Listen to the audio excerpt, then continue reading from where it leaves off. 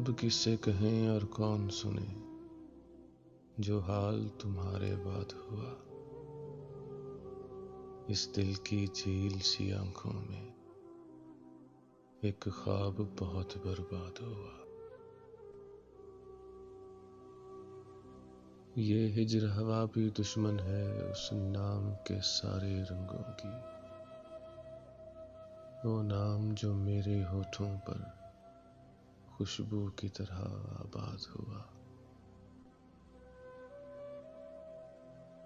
इस शहर में कितने चेहरे थे, कुछ याद नहीं सब भूल गए। एक शख्स किताबों जैसा था, वो शख्स ज़बानी याद हुआ।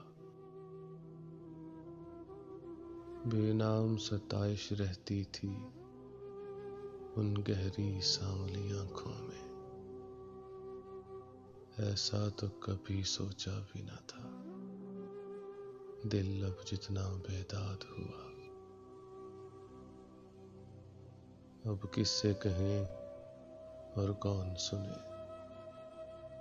जो हाल तुम्हारे बाद हुआ। इस दिल की झील सी आंखों में एक ख्वाब बहुत बर्बाद हुआ।